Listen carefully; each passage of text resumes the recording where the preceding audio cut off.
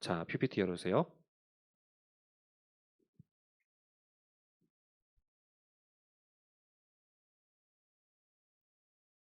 네. 자, 지금 세상은 까놓고 말해서 복음을 모르는 세상이라고 볼 수 있겠죠. 어, 바울이 어떤 사람이었냐? 원래 이 사람은 예수 믿는 사람을 핍박하는 사람이었어요.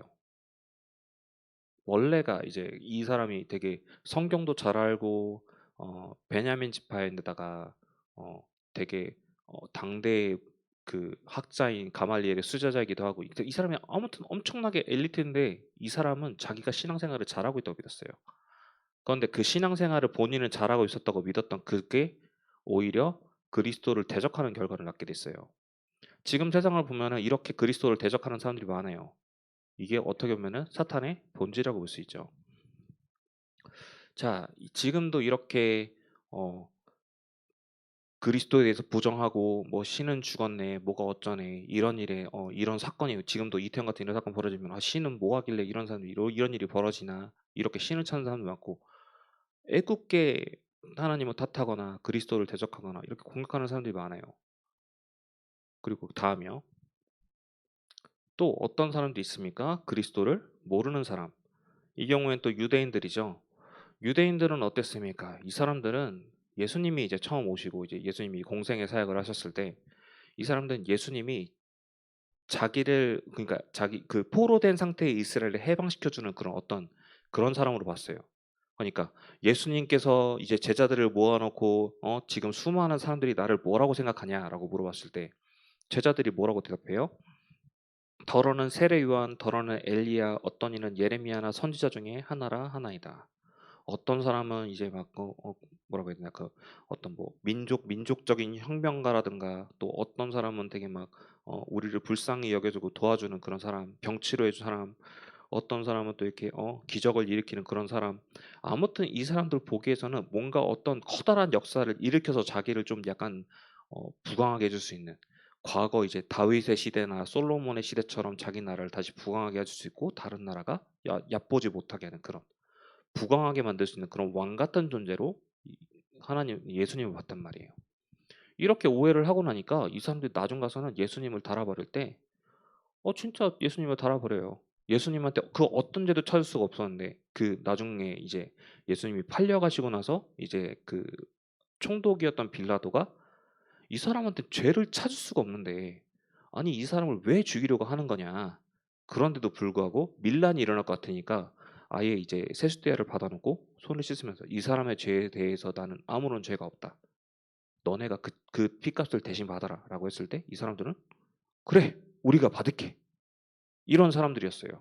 그러니까 정확히 그리스도를 모르고 진짜 참 메시아가 어떤지도 모르고 그렇게 그리고 그려왔던 그렇게 예언 속에 그렇게 생각해왔던 메시아가 자기들이 생각했던 그 메시아가 아니니까 잔인하게 매달아버리고 공격해버리는 그런 모습을 또 보이고 있죠.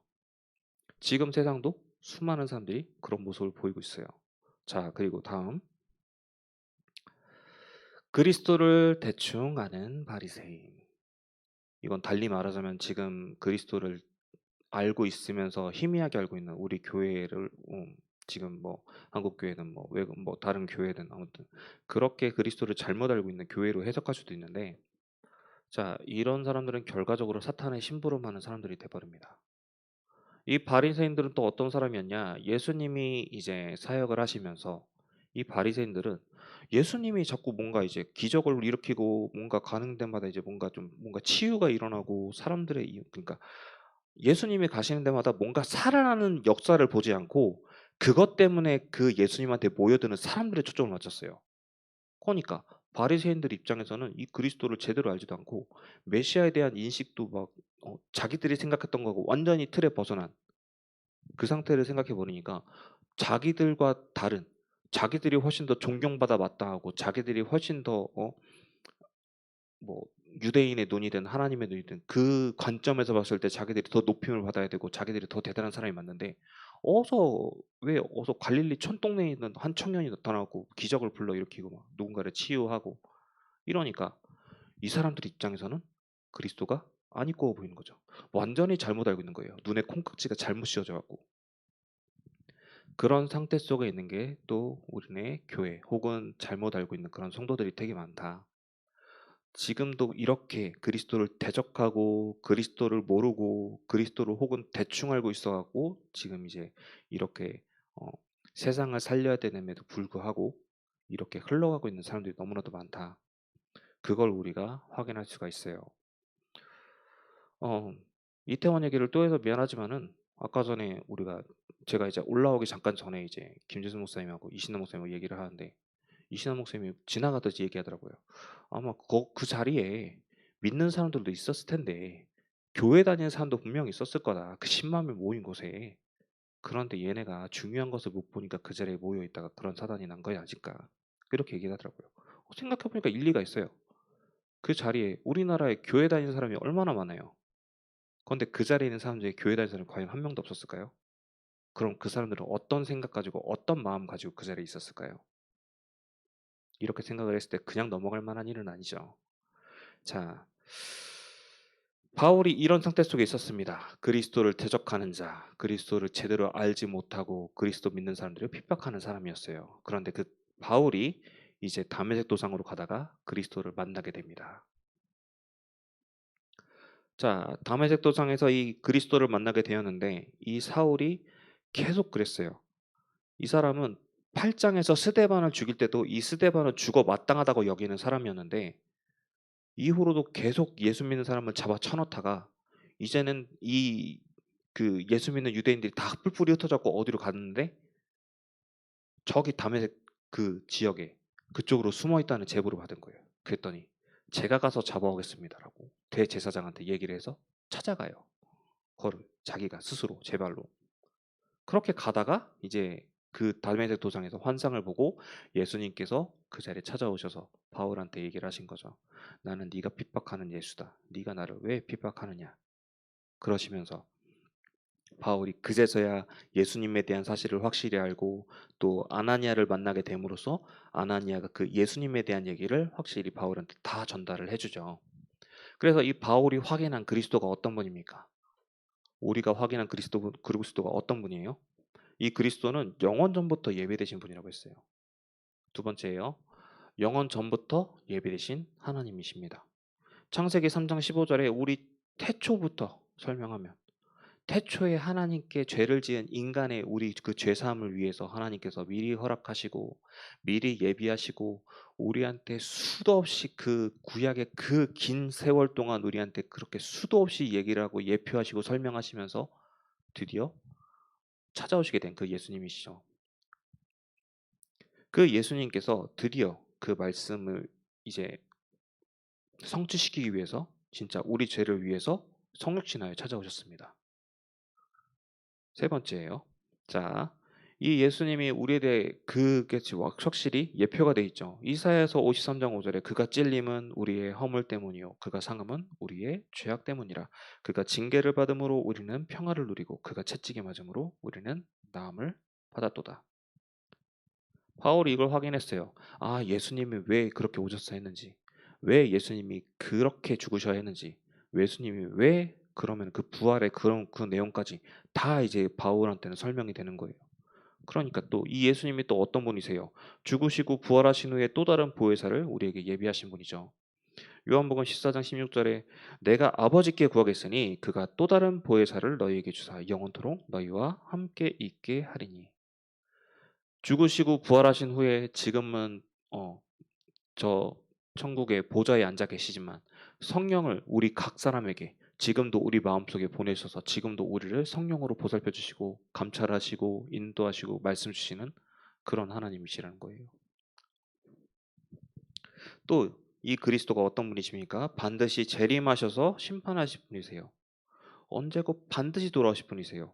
자, 마태복음 25장 31절 32절에 인자가 자기 영광으로 모든 천사와 함께 올 때에 자기 영광의 보좌에 앉으리니 모든 민족을 그 앞에 모으고 각각 구분하기를 목자가 양과 염소를 구분하는 것 같이 하여. 우리가 온 민족에게 우리에게 주신 미션이 있잖아요.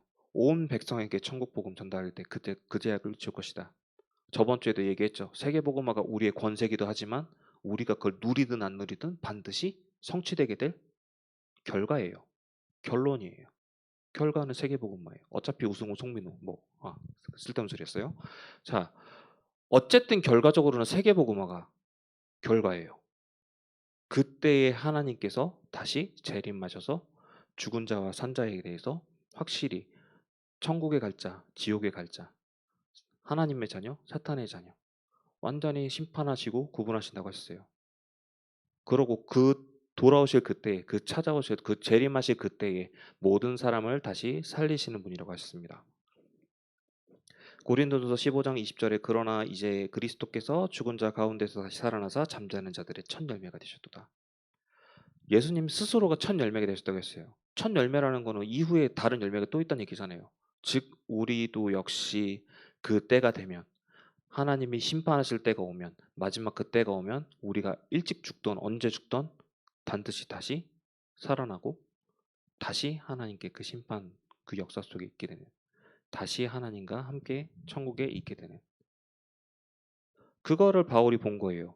그거를 바울이 보게 되니까 그때부터 그 바울의 삶이 자기가 진짜 어, 완전히 결론이 나서 자기가 지금 뭐 여태까지 이전까지 함께 예수를 핍박하던 동료들이 이제 자기 목숨을 노리든 지금 예수 믿는 사람들이 여태까지 본인을 예수 믿는 사람 핍박하는 사람으로 봤으니까 자기를 피해 다니든 지금 그런 외로운 상황에 있을지라도 바울은 크게 상관이 없었어요. 왜냐? 예수님이 함께 계시고 예수 믿는 것이 확실한 길이고 예수를 전하는 길이 자기의 사명이라는 걸 바울이 확실히 확인했으니까 옆에 누가 있을 때나 없을 때나 쫓길 때나 뭐 평안할 때나 대접받을 때나 상관없이 그리스도 복음을 전파할 수 있었던 거예요. 그 결과 나온 본문이 그거예요. 오늘 본문에 그렇게 얘기했잖아요, 바울이. 지금 죽어도 상관없습니다, 하나님.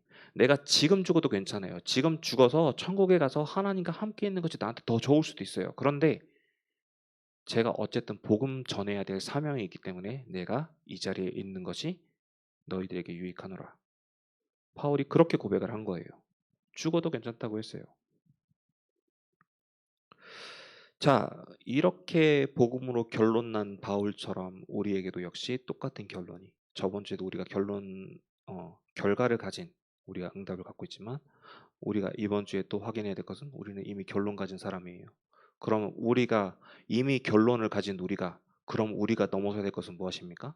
바울도 넘어서야 될 것이 수없이 많았어요. 자기 지병도 있었고, 아까 전에 얘기했던 것처럼, 어제까지 동료였던 사람들이 자기 쫓아다닌 것도 있었고, 수많은 서기관과 바리새인과 왕들을 또 복음 전해야 되고 그런 얘기가 있었는데, 우리가 넘어서야 될 건 뭐예요? 자, 가장 먼저 학업이에요. 지금 뭐 또 한창 TV에서 쇼미더머니 하고 있더라고요. 이제 그거 하면서 보다 보니까 아니 왜 이렇게 자퇴한 친구들이 왜 이렇게 많은지 모르겠어요. 이제 뭐 물론 이제 그 공부할 시간에 이제 뭐 작품 활동을 한다 그러면은 나름대로의 신념이 있고 나름대로의 확고한 그게 있으면은 뭐 잘 이끌어가면 그게 더 나을 수도 있겠지만은 우리가 학교에서 배우는 건 있잖아요, 여러분. 계속 선생님들이 얘기하시고 또 우리 수많은 어른들이 얘기를 하겠지만 학교에서 배우는 건 사실 상식 중에 상식이에요. 기본이에요, 기본. 우리가 학교에서 단순히 지식만 배우고 가는 게 아니라 거기서 배우는 뭐 단체 생활의 어떤 그런 거나 수없이 많은 그 12년 동의 기간 동안 학교 수업 외에 우리가 확인할 수 없는 그런 수많은 부분들이 분명히 있단 말이에요. 그걸 가지고 우리가 나중에 사회에 나가서 또 혹은 현장이나 대학 가서 또 거기서 나름대로 또 인도를 받는 거거든요. 그러니까 지금 학업을 지금 우리가 계속 공부를 하고 있지만은 이 학업은 어디까지나 기본기로 깔고 들어가는 것이고 그걸 넘어서서 하나님이 나에게 주신 나만의 것을 찾아야 돼요. 우리 뭐 노래 잘하는 하빈이나 어, 또 우리 어, 되게 여러 가지 잘하고 있는 음악이나 미술이나 잘하고 있는 서원이나 다 각자 그게 있잖아요. 각자 학업 자기 수업에 있어서 아니 자기가 공부하는 거에 있어서 혹은 자기가 취미나 특기나 그런 부분에 있어서 다 이제 각자 강점이 다 있어요. 이런 부분들이 하나님이 왜 이걸 나한테 허락하셨나? 하나님이 이걸 왜 나한테 주셨나? 이게 단순히 내가 이것 때문에 내가 뭐 나중에 커갖고 돈 벌어먹고 살라고? 그 수준이 아니거든요. 하나님이 나에게 주신 것은 나에게 이걸 가지고 확실한 복음 운동에 있어서 증거가 되기 위해서 하나님이 우리에게 주신 거예요. 달란트라고 하잖아요. 특별한 거예요. 그걸 반드시 찾으시기 바랍니다. 그리고 또 우리가 넘어서야 할 것이 무엇입니까? 사람과 또 사람의 말. 수많은 사람들의 말을 우린 들어요. 우리가 흔히 뭐 문제 생기면은 계속 사람들을 의지하잖아요. 알게 모르게 누군가에게 의견을 묻고 찾아가고 의견을 구하고 또 이렇게 막 조언도 구하고 막 그러는데 그 조언을 구하는 사람도 나보다 지금 조금 수준이 나을지 모르지만 하나님 보시기엔 도찐개찐이에요. 똑같아요. 하나님 보시기엔 거기서 거기에요. 진짜. 내가 보기에 대단한 사람 같아 보이고 현명해 보이는 사람 같아 보이고 '아 저 사람 뭔가 좀 달라 보이는 것 같아.'라고 생각해도 하나님 보시기엔 아니에요. 그리고 또 무엇보다 우리에게 그렇게 내가 의지하는 사람이라 할지라도 꼭 이 사람이 나한테 진짜 조언이 될 만한 얘기를 해 준다든가 그런 것도 아닐 거예요. 사람 속은 아무도 모르잖아요. 그 사람이 진짜 어떤 사람인지 그 사람의 진면목을 모르는 건 우린 진짜 알 수가 없어요. 오직 하나님만이 한 사람 한 사람의 진면목을 알고 계시고 그 사람의 속도들을 다 알고 계시죠. 그러면 우리가 물어봐야 될 것은 당연히 하나님께 물어봐야 되는 거 아니에요? 자, 그렇게 됐을 때 우리가 또 넘어설 것 무엇입니까? 세상. 네. 지금도 세상은 지금 계속 왜 특히나 올해는 우리나라가 뭔가 되게 사건 사고가 많았어요. 좀 뭐 뉴스를 보면은 계속 뭔가 사건 사고도 많았고 외국도 보면 사실 사건 사고 되게 많았고 지금도 아직 전쟁이 끊이지 않고 있는 러시아 쪽이나 어 당장 우리 그 이태원 그 사건이나 세상이 가면 갈수록 되게 뭐라고 해야 되나 사람들이 화가 많아져요. 사람들이 화도 많아지고 뭐만 하면 불편하고 뭐만 하면 싸우고 뭐만 하면 시비로 알아듣고 말 그 무슨 맥락을 전제로 맥락을 못 꿰고 이상한 데 꼬투리 잡고 사람들이 왜 이렇게 뭔가 자꾸 고 꼬투리 하나 그거 붙잡아 갖고 뭔가 이렇게 하려 그래요. 이게 뭐냐면 사람들의 마음이 점점 강팍해지고 있는 거예요. 알게 모르게 사람들의 마음이 진짜 조급해지고 여유가 없어지고 나 혼자 살기 바쁘고 그러다 보니까 계속 날이 서 있는 거죠, 사람 자체가. 그런 사람들이 모여 있는 게 지금 세상이에요. 그런 사람들이 모여 있는 곳이 세상이고 그런 사람들이 지금 다스리고 있는 게 세상이고 그 배후에는 사단이 있고 세상은요. 우리가 살아 있긴 하지만은 우리가 점령해야 될 대상이지 말하고 우리가 점령하고 다스리고 정복해야 될 세상이지 인간의 본질적인 관점에서 보면 우리가 거기에 휘말리고 살아야 될 대상이 아니에요. 진짜 그래서 우리가 세상을 넘어서야 될 필요가 있어요. 세상에서 어떤 흐름을 가든 세상이 어떤 메인스트림을 가지고 살아가든 세상에서 그 사람들이 어떤 말을 하건 우리가 그 흐름대로 따라가고 이끌려 휘말릴 것이 아니라 오히려 그것을 오히려 세상이 그것을 오히려 나를 핍박하고 반하는 한이 있더라도 우리가 따라야 되거는 오직 말씀밖에 없어요. 바울이 그렇게 산 거예요. 바울이 그렇게 살았기 때문에 자기가 지금 외롭고 쫓기고 힘들어도 바울은 괜찮을 수 있다고 얘기한 거예요. 그런 삶을 또 그런 하나님의 언약을 개인적인 나만의 것을 찾는 우리 중동부 랩런트들이 되기를 축원합니다. 자, 그래서 결론이에요. 빌립보서 1장 27절. 아, 이 저는 이제 메시지를 정할 때 저는 이제 일단은 금요일 날 이 예배 순서를 먼저 보내놓고 그 다음에 메시지를 생각해요. 이게 금요일까지 메시지가 나오는 게 힘들더라고요, 목사님은. 이거를 딱 일단 보내놓고 나서 메시지를 쓰다 보면은 아 이거 제목이 잘못된 것 같은데 하고 생각할 때 너무나도 많아요. 근데 이걸 또 수정하자니 또 이제 이미 주보는 나와 있는 상황이거나 어, 뒤늦게 수정을 하면 약간 그렇고 그런 데 있잖아요. 이거를 가만히 묵상하고 이제 또 전후 사정으로 이제 성경책을 읽어보고 또 메시지를 정리하고 하다 보면은 의외로 이 제목이 또 맞아떨어지는 경우가 있어요. 신기하죠? 저는 신기해요. 여러분은 아마 확인이 안 되겠지만. 어. 자, 이번에 또 이 빌립보서를 이제 그 끝까지 계속 읽어보면서 딱 보인 게 뭐냐면 저 빌립보서 1장 27절이에요. 오직 너희는 그리스도의 복음에 합당하게 생활하라. 바울이 감옥에서 한 얘기예요. 지금 감옥에서 자기가 이제 그 재판을 기다리면서 이제 편지를 쓰면서 한 얘기예요. 오직 너희는 그리스도의 복음에 합당하게 생활하라. 바울이 여태까지 자기의 삶이 여태까지 그리스도 만나기 전에 자기의 삶이 진짜 어 하나님을 믿는다 해 놓고서 오히려 하나님을 반하는 삶을 살았지만 이제는 '내가 그리스도의 복음에 합당한 삶을 살고 있다. 내가 그걸 확실히 누리고 있다. 너희가 나와 같이 그걸 누리기 바란다. 내가 지금 이 감옥에 갇혀 있고 이 착고에 이 수갑을 채워 있고 어 이렇게 이 추운 감옥에서 오들오들 떨고 있지만 그거 제외하면 너네가 나와 같이 똑같은 영적 상태를 누리기 바란다 하는 게 바울의 편지였어요. 그 편지는 지금도 우리한테 유효하게 적용이 됩니다. 우리한테 하는 말이에요. 우리가 똑같이 누렸으면 좋겠다. 그 바울처럼 바울이 확인했던 그 영적 상태, 바울이 확인했던 언약, 그 복음 우리가 똑같이 확인했으면 좋겠다. 우리 중동부 친구들이 그걸 똑같이 누렸으면 좋겠다. 이게 바울의 결론이었습니다. 자, 이 축복을 확실히 확인하시고 우리 현장에서 또 잘 누리고 체험하는 우리 중동부 렘넌트들 되도록 축원합니다. 자, 이 시간 찬양할 건데 내 평생 사